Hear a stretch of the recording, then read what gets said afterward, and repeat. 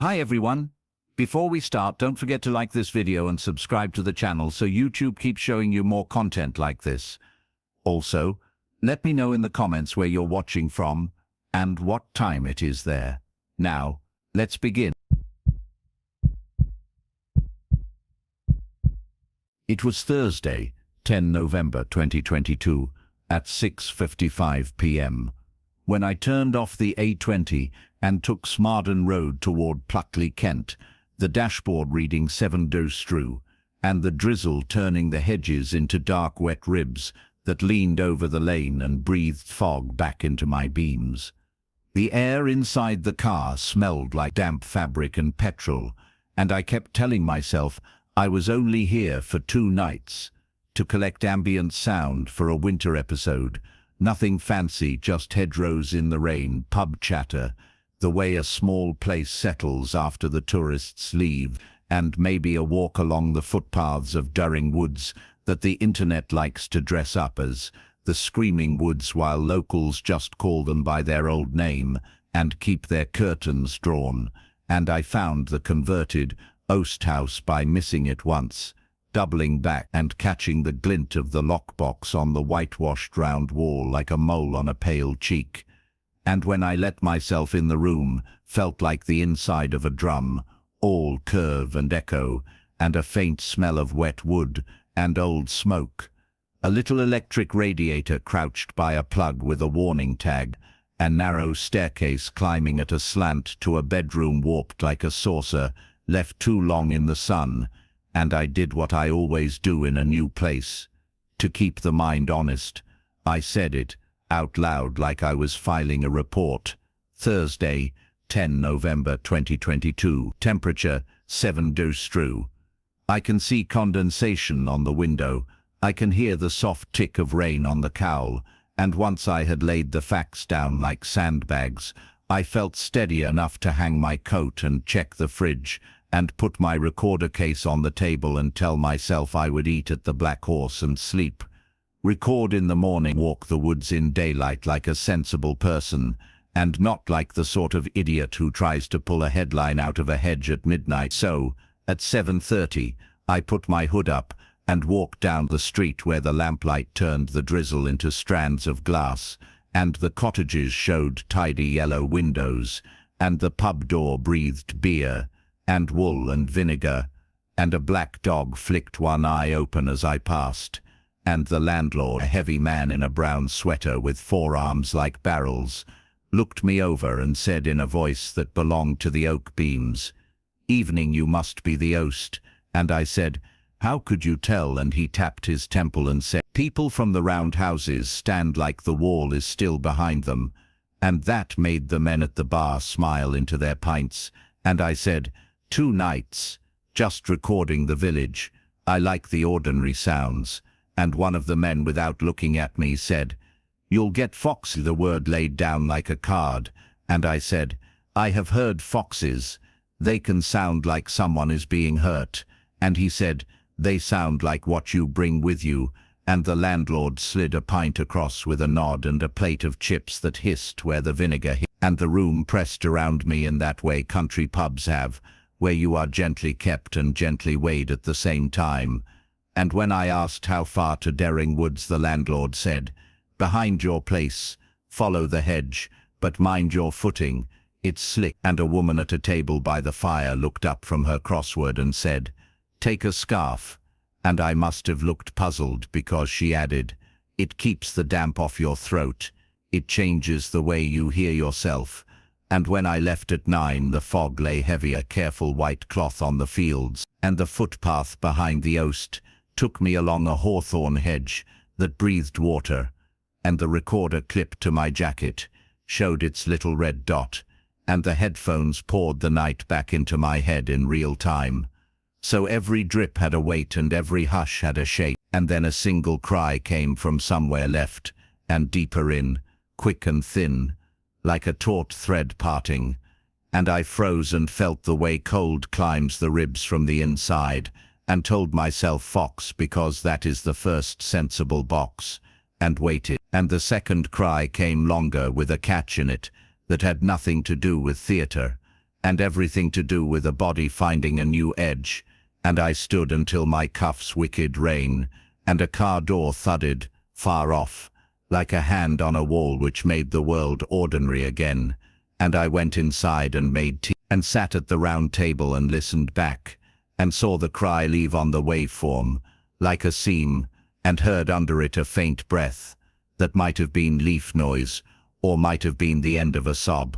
Someone tried to swallow, and I did sleep in the end, that, with the door upstairs drawing in, and releasing with a quiet click every 10 seconds from the draught, through the vent, a metronome that steadied me because I could name it, and I woke, and listened, and counted the clicks, until sleep came back, like a tide that decided to be kind, and morning was a cold, clear pain at 9:04 a.m., with wood pigeons talking 2 gardens over, and a lorry beep backing near the shop, and I ate a sausage roll under a dripping eave, and bought a scarf because of the woman's voice in my head, about throats, and hearing yourself, and walked the public footpath into Daring Woods, where the mud had a pale clay sheen, and the bracken lay like wet flags, and the trees were old and creased, and the light came down in colorless sheets, and I liked to let a place teach me, so I clipped the recorder high,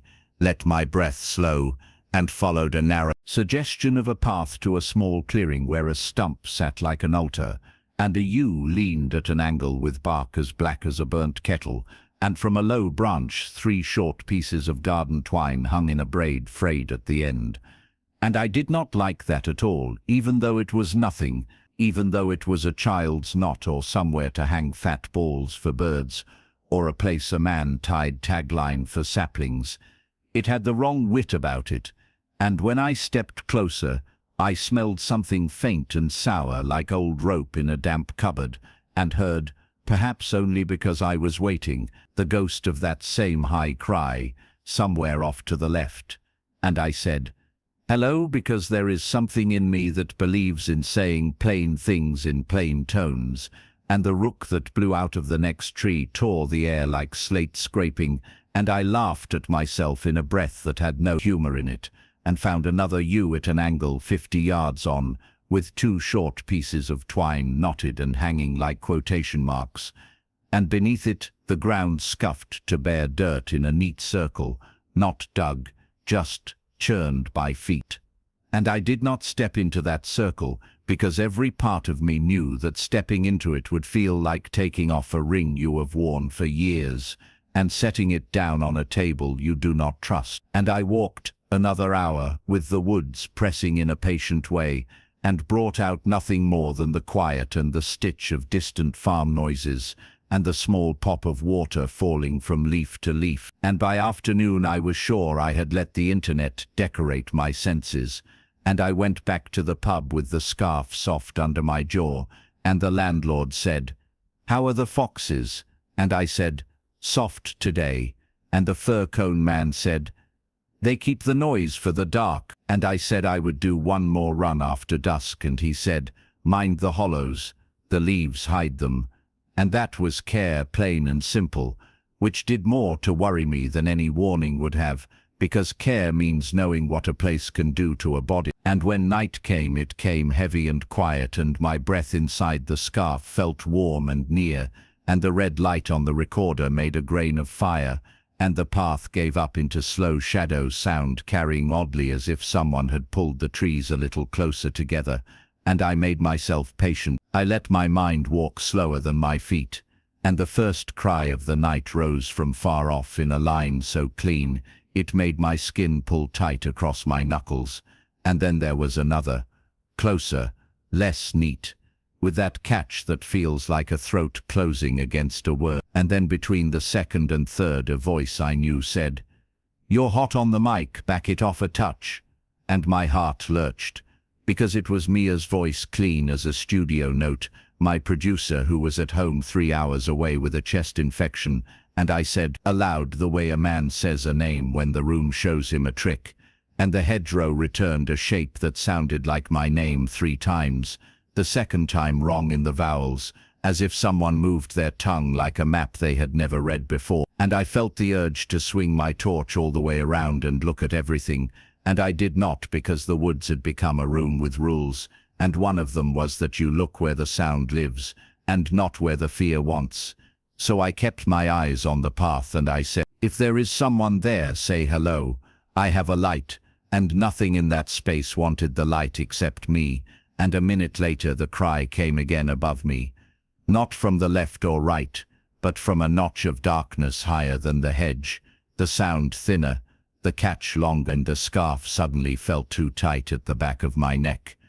The way a hand can feel when you have not decided whether you have imagined. And I turned in one slow half circle, and put the torch beam low and saw the base of another yew leaning like the others, and two short lengths of pale twine hanging neat and stupid from a branch I could reach if I jumped. And in that moment a breath that was not mine moved the fine hairs along my jaw, and the old rope smell lifted like a cupboard door opening, and I heard the weightless sound a rope makes when it unwinds from itself.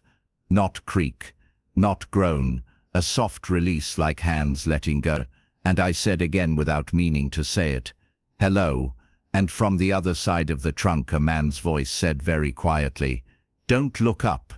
And the way he said it was not warning and not threat. It was the plain advice of a person who has learned what he is saying by failing at it, and that scared me in a clean way because it made a human out of the dark. And I said, "Where are you?" And the voice said, "Do not look up," and then said my name in a way that meant he knew how to read it off something and not how to say it with his mouth. And I did what you do when someone tells you that. I looked up. I would like to pretend I did not, but I tilted the torch and the beam caught on wet bark and a fork of branch and on nothing else, and there was no face and no rope and no shape that made sense of the noise. And then right in my ear there came the shortest copy of a scream I have ever heard. Not even a scream. The start of one.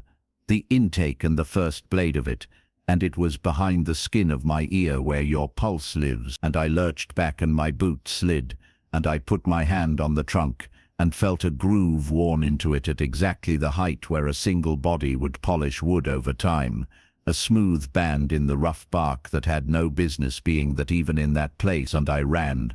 Then, because running is a tool and I will not pretend it is cowardice, I got myself out of that clearing with my light on my feet and the hedge on my left, and as I ran, I heard footsteps matching mine, a beat, late, not the crackle of my own sound coming back because this was heavy, a weight, and when I reached the stile by the field, the steps stopped and the night pulled back into ordinary cold, and I took 3 full breaths, leaning on wet wood, and looked at the recorder light, and it winked like nothing had happened, except I noticed the little screen showed a battery should not have had, full bars where there should have been 2, and I walked the rest and went inside and locked the door and went up the warped stairs and lay on the mattress and listened to the vent, drawer and release, and counted the clicks, and the old rope smell came as a memory does when it wants to be a fact, and somewhere between one count and the next, the click stopped and something above the ceiling gave the faintest sound that is not a creak and not a pop, a tension easing, a weight that had been kept and then set down an inch, and I do not care how that sound. I lay there with my hands flat on the blanket, and I did not move until the light in the window went from black to deep grey to the color of chalk. And in the day my courage came back with the sparrows, and I drove to the church, because the churchyard is where you go when you want the living to put their hands on the dead's shoulder and keep them quiet. And the caretaker, a spare man with rain in his eyebrows, saw my recorder and said, "We get your sort." And I said, "I am after the ordinary sounds, the bees and the boots." And he said, "There are fewer bees now." And I asked about the woods, and he looked toward them without turning his head and said, "They were daring long before they were anything else. The family did things their way." And I asked what way that was, and he said, "They closed what ought to be open, and opened what ought to stay shut." And I said, "I heard something like a man telling me not to look up." And he said without humor, "That is a kindness if you ever get one. Be grateful." And when I asked if he had ever heard the scream, he said, "People hear what they bring. Foxes bring fox. A guilty man brings a knock at the door. A lonely one brings a voice that knows his name." And I thanked him, and he said, "No need, just be gone by full dark." And at the shop I saw the woman in the green coat again, and she asked if I had worn the scarf, and I said I had. And she said, "Good, it keeps your breath where it should be." And I did my last pass in the late afternoon when the light goes the color of tin, and I told myself I would stand on the footpath only, and not step into any clearings, and not look at anything hanging from anything. I set the recorder to run into a backup on my phone because some part of me wanted a second set of eyes on the noise, and I stood while the world thinned out to a point where sound moved like syrup, and the first cry rose and fell, and I said, "I am here, because you should tell a place the truth." And a man's voice 3 trees back said, "I know," and a woman's voice said, "He should not be cold," in the tone you use when a child has forgotten his coat, the tone you keep for people you think are yours. And the 2 pieces of twine at the last U hung without moving in a wind that was not there, and the old rope smell came and changed to the smell of wet hair, not mine. And the voice that had borrowed Mia's shape tried to say my name again, and made it into a smaller word with a hard middle, and I stepped backward slow, until my heel felt the stile, and I was proud of myself for keeping the torch low, and for not looking up, and for not saying any of the names crowding my mouth. And I went home and packed and set an alarm for dawn, and slept with the scarf on because the room felt too large for my throat. And at 2:11 I woke to the vent clicking, and this time the click counted 2, and then paused, and then counted 2 as if someone were listening for my count. And above the ceiling, something eased an inch again, and the mattress gave a breath, like a man who has been leaning against a door decides to move. And when morning made the window a dull coin, I left the key in the lockbox, and drove out without touching the brake, more than I had to, because the lane felt like it wanted a reason to keep me. And at home I did the thing you do when you want to make the past into an object. I loaded the files, and I put on the good headphones, and I stared at the waveform until my eyes crossed, and the first night's cry lived where I remembered, and the second night's held the hitch, and the breath, and the little sliver of my name said wrong.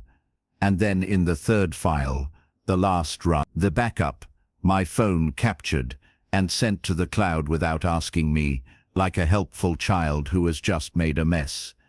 I heard something that does not make any sense in any room I own. Behind the first cry there was a voice speaking in a careful rhythm like a list, and I knew the voice before I knew the words, because it was my voice, the one I use when I lay down facts to keep my mind honest, and the words were the ones I said when I walked into the Oast House on Thursday night. Thursday, 10 November 2022, 6:05 p.m.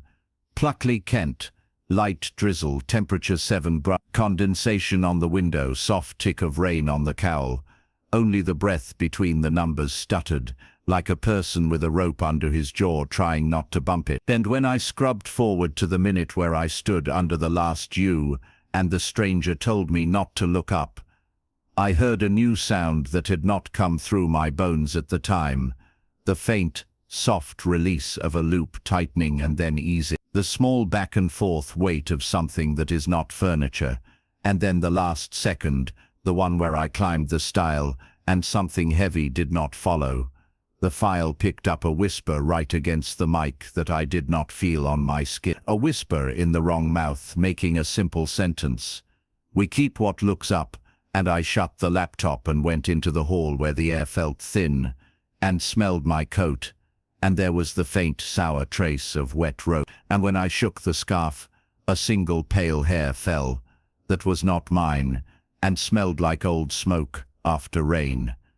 And I am writing this because 3 nights ago, at 2:11 a.m., in my flat, an interior vent I have never noticed began to draw and release, with a soft click, 2 counts and a pause, 2 counts and a pause, and when I laid down facts out loud to steady my mind, the sound above the ceiling gave that small easing inch, as if someone had been waiting for me to remember how I do it.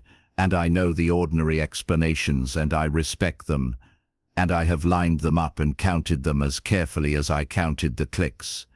But I am leaving the scarf in a drawer, and I am not looking up. And when the night goes very still and far away, a fox might scream in the alley below, and I will repeat the name Fox like a charm, and when it comes from above instead, and is shorter and has the catch that makes the stomach understand before the brain does, I will not move, and I will not look, and I will wait for the morning to fold itself over me like a tired coat, and I will get up and make tea and pretend the day is a dawn. And if you play the file with good headphones and careful hands, you will hear my voice again laying out the date and the time as if by speaking them.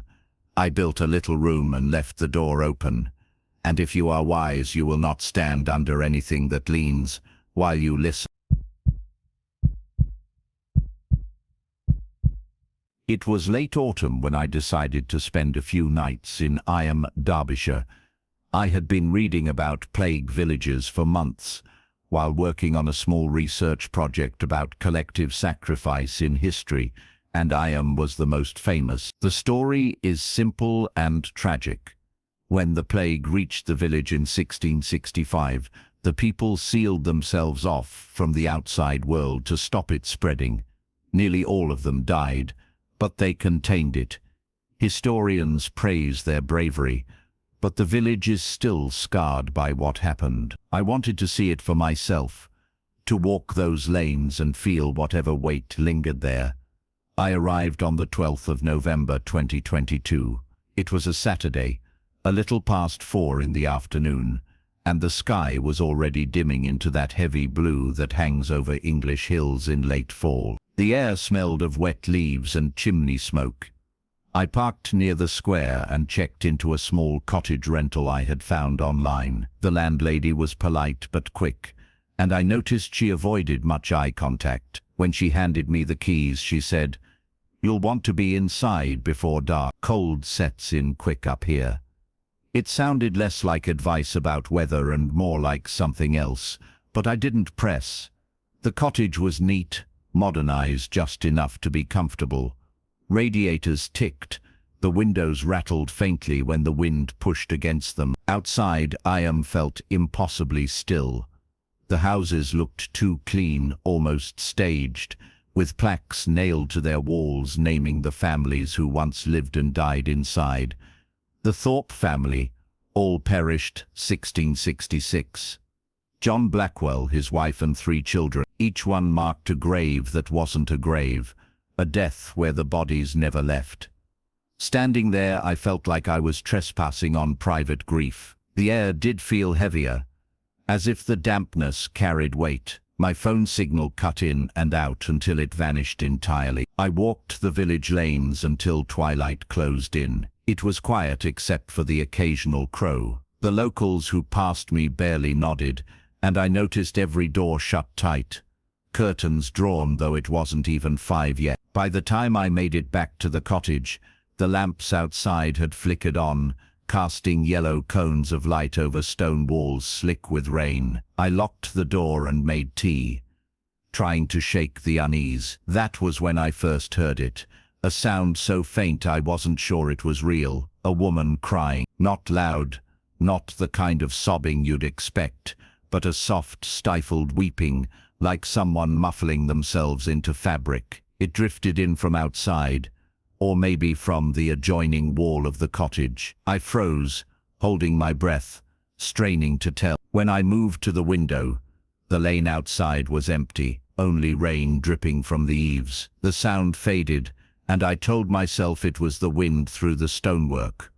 Or maybe my mind primed by all the history I had been reading. Still, that night I kept the television on, while I worked on my notes. Around 11, I stepped out onto the back patio to smoke. The village was utterly silent. No cars, no voices, no distant hums of nightlife, just damp air pressing against me. As I stood there, I noticed movement in an upper window across the lane, a figure, pale against the glass, unmoving. At first I thought it was a mannequin, but then I realized it was a woman, or the shape of one. She stood perfectly still, watching, though I could not make out her features. When I blinked, the window was empty. I put my cigarette out and went back inside, locking the door again. The second day I spent walking the boundary stone, where villagers left coins in vinegar to trade for food during quarantine. The countryside was beautiful in a muted, bleak way, fields rolling into mist, stone walls zigzagging over hills. But I couldn't shake how the village itself felt hollow, as if its heart had been scooped out centuries ago, and nothing had filled it since. I spoke briefly with a shopkeeper, an older man who sold postcards and trinkets. I asked him if he had lived there long. He nodded, but when I pressed further about the village's reputation, his face tightened. "Best to leave the dead alone," he said, "especially here." That was all he gave me. That night, the crying came again, louder, clearer, a woman's voice, right outside the window by my bed. I sat up, pulse hammering, and for a moment I could swear I heard words. "Help me." I switched on the lamp and looked out. The street was empty, rainwater pooling in the cobblestones, no footprints, no movement. I shut the curtains and left the light on, but I didn't sleep. Around 3 in the morning, the crying stopped, but I began hearing something else. Footsteps upstairs, slow, dragging, deliberate. My cottage had only 1 floor. I lay frozen until dawn, clutching the duvet like a child. By the 3rd day I was running on no sleep. I told myself I would leave that evening, cut the trip short, but part of me wanted to confirm I wasn't losing my mind. At dusk, I walked again, past the plaques and darkened cottages, until I reached the churchyard. The ground was uneven with centuries of graves, the stones leaning and weathered, the sky bruised purple. And as the bells tolled 6, I heard it again, that same weeping, closer now, threading through the gravestones. I whispered out loud without thinking, "Where are you?" And for the briefest second I saw movement between 2 crooked stones. A woman, head bowed, face hidden by tangled hair. When I stepped closer, she was gone, leaving only the impression that the air was colder where she had been. I didn't stay that night. I drove off before darkness swallowed the hills, the road winding me out of the valley. My phone signal returned miles away, and with it came a lightness in my chest I hadn't realized I'd lost. I never went back to IM, but sometimes when I wake in the night, I swear I hear that same stifled weeping outside my window, soft and desperate, waiting for help that never came. And the worst part is, I'm not in Derbyshire anymore. It was late September of 2019 when I decided to take a detour on my way back from Exeter and visit Berry Pomeroy Castle. I had heard about the place for years, the White Lady, the Blue Lady, and all the guidebook ghost stories that were repeated with tourist enthusiasm, but I'd never gone myself. That day was cold but dry, the kind of crisp autumn afternoon when the clouds hang low and the light feels heavier than it should. I reached the entrance just after 4 p.m, and the man at the ticket booth warned me I didn't have long. The castle closed at 5. I remember glancing at my watch and thinking an hour was enough. I wasn't planning on staying long anyway. The castle ruins rose above the surrounding woods like broken teeth, jagged stone walls cut against a slate-colored sky. Even in daylight it was darker there, the shadows thick where they should have been soft. I thought at first it was just the trees, the sun dropping lower, but when I stepped inside the first arch, I felt something change. It wasn't colder exactly, it was flatter, like the air had no depth. Sounds dulled too. The crunch of gravel under my shoes seemed smaller, as if the space itself was pressing inward. I walked through the remains of the great hall, the open courtyard, the stairwell that led to nothing. There were a few other visitors, a couple with a dog, and an older man who was sketching the ruins in a notebook. Everyone kept their voices low. I told myself it was because of the history of the place, but it felt more like being inside a church you didn't believe in, but couldn't quite disrespect.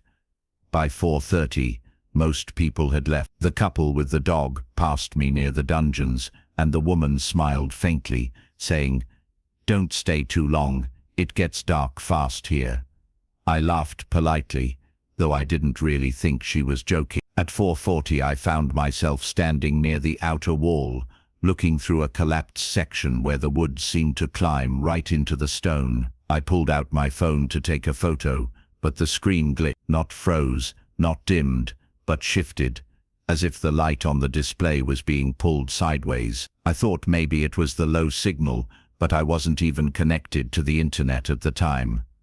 That's when I noticed it. The stones weren't reflecting the fading sunlight the way they should have. They were darker, absorbing the light, drinking it in until the air around them looked thinner. It reminded me of the way heat shimmers off asphalt, except it wasn't heat. It was the opposite. I heard footsteps behind me and turned, expecting to see the sketching man leaving. The courtyard was empty. I tried to brush it off, telling myself I was spooking myself with all the stories I'd read. I walked back toward the entrance, planning to leave a few minutes before closing, but the way out didn't look right. The path was there, but the light was wrong. The late afternoon should have been casting long golden shadows across the gravel, but instead it was flat, grey, as if the sun had already gone. The air smelled like wet stone, even though it hadn't rained in days.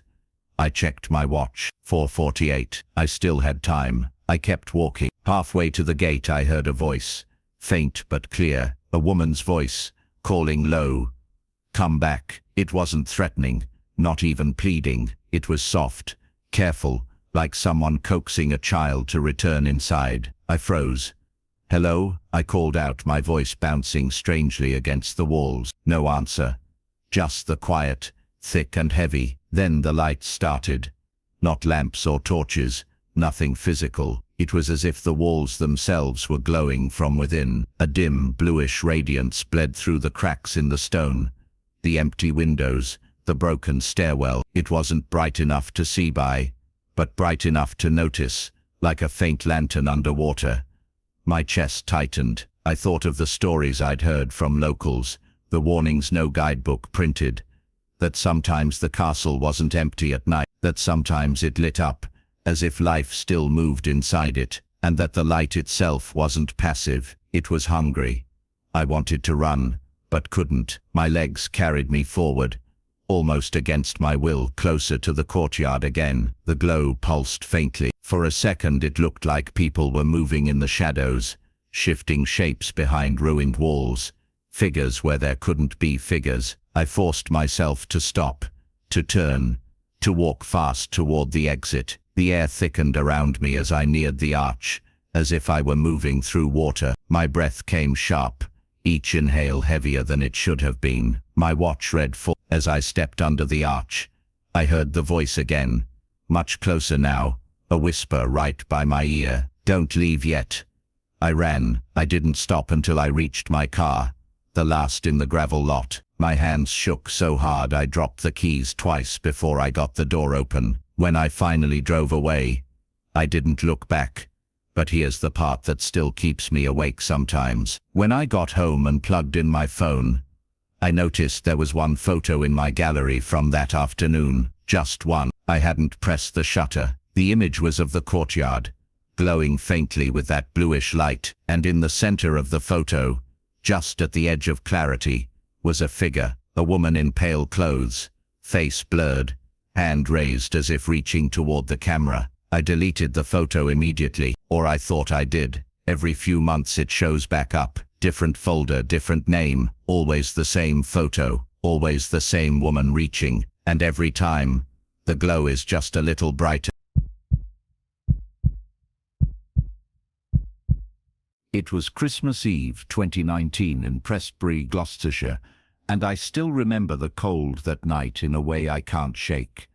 The air had that crisp bite you only get in English villages during winter, where every sound carries further than it should.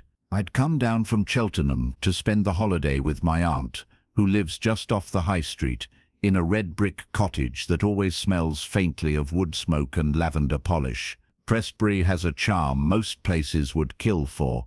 All honey-coloured stone, narrow lanes, and crooked old pubs that look like they've been standing since the Norman conquest. But under all that postcard beauty there's a heaviness you feel if you're paying attention, and I'd been warned about it since I was a kid.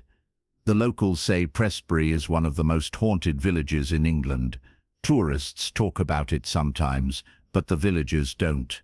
Not really. My aunt used to tell me never to look out of the window on Christmas, Easter, or All Saints' Day. She'd say it matter-of-factly, like telling me not to put a fork in the toaster.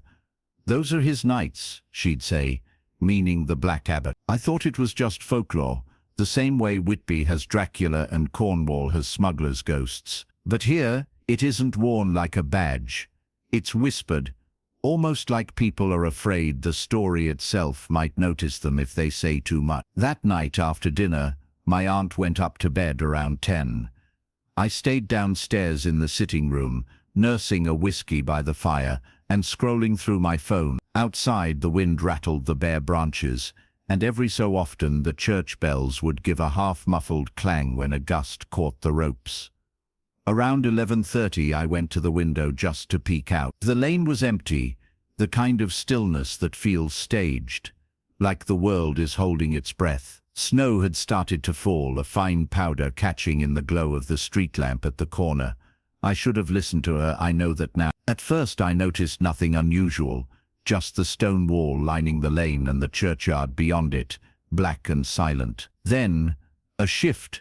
Like when someone steps into your peripheral vision. I leaned closer, my breath fogging the glass. Down the path that cut through the graves, something moved. It wasn't a shape you could mistake for a dog or a person. It was taller, heavy-robed, with its hood drawn low, walking slowly as if each step had to be remembered. The snow didn't crunch beneath it. It didn't seem to disturb the air at all. And then came the pressure. It started in my chest, faint, like the moment you realize you've been holding your breath too long. It tightened, spreading through my ribs, up into my throat, until swallowing hurt. I wanted to look away, to back from the glass, but I couldn't. My eyes locked to the slow, deliberate progress of that hooded figure. Somewhere in the fog of panic, I remembered the warning. If you see his face, he will come to your bedside. The figure stopped, not at the end of the path, not among the crooked headstones, but directly opposite my aunt's cottage. Slowly, it turned its head. Even from that distance, I felt the weight of it. I never saw a face, just the suggestion of where one should be, darker than the night around it. My vision swam, and I stumbled back from the window so hard I knocked over the glass on the sill. The sound of it shattering seemed to break whatever hold it had. I scrambled upstairs, heart hammering so violently I thought I'd faint. My aunt was standing in the hall in her nightdress, eyes wide and furious. "You looked, didn't you?" she hissed. I couldn't even answer. My chest ached like I'd run a marathon, every breath shallow and ragged. She didn't comfort me. She just grabbed my arm, pulled me into the spare room, and made me lie down. Before she left, she muttered, "Keep your eyes shut, no matter what you hear." I didn't sleep, not really. I lay there, covers pulled to my chin, every nerve screaming. Around 2 in the morning, I heard the stairs creak, soft, deliberate steps, one at a time. They came up the landing, pausing outside my door. The latch clicked, but the door didn't open. Instead, I felt it, the presence in the room, heavier than the darkness, heavier than my own body on the mattress. My chest seized again, that same crushing pressure, like invisible hands pressing me flat. I kept my eyes shut, though everything in me begged to open them. The air turned cold, so cold my teeth chattered. For what felt like hours, it stood there, watching. When dawn came, the weight lifted. The floorboards creaked again, moving away this time. When I dared to open my eyes, the room was empty. Pale morning light, filtering through the curtain. My aunt didn't mention it at breakfast, and neither did I. I left Prestry that afternoon, taking an earlier train than planned. I haven't been back since, but every Christmas Eve, without fail, I wake at 2 in the morning, and every time I feel the faintest pressure on my chest, like fingers just beginning to curl. I never open my eye. It was last October when I went to Pendle, Lancashire, the so-called Witches' Hills. I hadn't planned it as a ghost hunt or anything dramatic like that. I had been working in Manchester for a few weeks on a short contract and wanted somewhere quieter for the weekend. Pendle came up on a travel site: green hills, stone cottages, local ale, and trails for walking. The pictures looked calm, and after weeks of office noise and city streets, it seemed perfect. I booked a small bed and breakfast in Barley, a little village at the foot of Pendle Hill, and drove out early on a Saturday morning. The weather was exactly what you'd expect in Lancashire in mid-October: damp, a thin fog clinging to the fields, the air sharp enough that you could see your breath. The roads narrowed as I left the main motorways, hemmed in by stone walls, slick with moss. Sheep dotted the hills, and their white shapes shifted in the mist, as if they were trying to disappear into it. When I pulled up to the bed and breakfast, a 2-story stone house with a slate roof, the owner, a woman in her 60s named Margaret, greeted me with the kind of warmth that makes you feel like you're staying at your aunt's. She asked if I was in the area for the history. I thought she meant the countryside, the old cottages, maybe even the Civil War connections, but the way she said it, with her voice dropping just a little, I knew she was hinting at the witches. I laughed politely and said I wasn't there for ghost stories. She didn't laugh back. She only asked me as she handed me my key not to wander too far up the hill after dark. She said the fog comes down quick and the paths aren't forgiving. Then she added, almost as an afterthought, and sometimes the hill calls back when you call out. Don't answer if it isn't a voice you know. I smiled again, but it sat uncomfortably in my chest. The day passed easily enough. I hiked a few of the trails, stopping to take photos of stone walls broken and leaning, sheep bells tinkling in the distance, and the wide sweep of the valley below. The sun never fully burned through the mist, so everything had that washed-out pale grey look. Around 4 in the afternoon, I headed back down and stopped at the village pub. The place smelled of wood smoke and spilled beer, warm and lived. A couple of locals at the bar looked up when I walked in. The bartender asked if I was staying in the village, and when I told him where, he nodded knowingly. "Margaret'll take care of you," he said. Then, after a pause, he added, "Just don't go looking for what doesn't want to be found." I assumed it was more local theatre for tourists. By the time I left the pub, the sky had gone a deep indigo. The air was colder, the mist thickening again. I should have gone straight back to the B&B, but something in me wanted one more walk before bed, just a short one up the lower slope of Pendle Hill. The path was easy to follow at first, lined with low stone walls and wooden stile. The grass was damp under my boots, and the smell of wet earth was heavy. My phone's clock said 7:12 p.m. when I reached a small flat clearing, and that's when I first noticed how quiet it was. No sheep, no distant cars, not even the wind through the grass, just my breathing and the crunch of my boots. I decided to turn back, but as I did, I heard someone call my name, clear as anything. "Daniel." My stomach clenched. It was a woman's voice, but not one I recognized. I froze, scanning the mist. Nothing moved. I told myself it had to be a trick of sound, maybe someone farther down the path calling someone else. I stood there until the silence settled back in, then started walking quickly downhill. After maybe a minute I heard it again, closer this time. "Daniel." The voice was low, almost coaxing, like someone trying not to startle me. My chest tightened. I knew Margaret's words were just folklore, but they came rushing back. Don't answer if it isn't a voice you know. I didn't answer. I just walked fast. My boots slipped once on the wet grass, and I caught myself on the stone wall, scraping my palm. My breath came in sharp clouds. I told myself if I just reached the first stile, I'd be fine. I could see the faint outline of it through the mist. That's when I heard footsteps behind me. Slow, steady, matching mine. I stopped. The footsteps stopped. My heart thudded so hard I could feel it in my teeth. I turned, but the mist was too thick to see more than a few yards. Nothing was there. I forced myself forward, trying not to run, but the footsteps started again.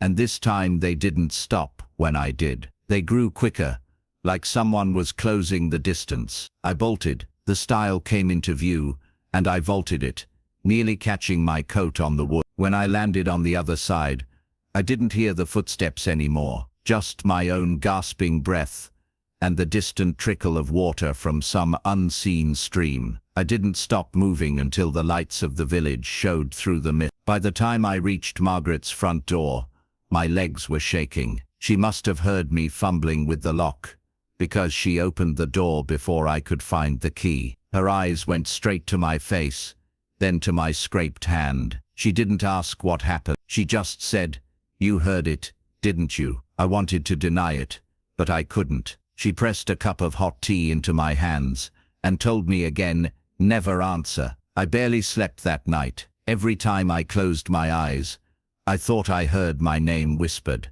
right next to the bed. In the early hours of the morning, just before dawn, I woke to the sound of someone walking down the hall outside my room. Slow, deliberate steps. The floor creaked, then went silent. I lay there stiff, staring at the crack under the door, half expecting to see shadows pause there. Nothing did, but I didn't sleep again. The next morning Margaret didn't mention it. Neither did I. I left Pendle later that day, driving back toward Manchester, with the radio turned up too loud, trying to shake off the feeling. But I swear, sometimes when I'm walking home late at night now, even back in the city, I'll hear it again, just faintly. My name, drawn out low, carried on a breath of air that doesn't move the leaves or stir the litter on the ground. I never turn around, and I never answer.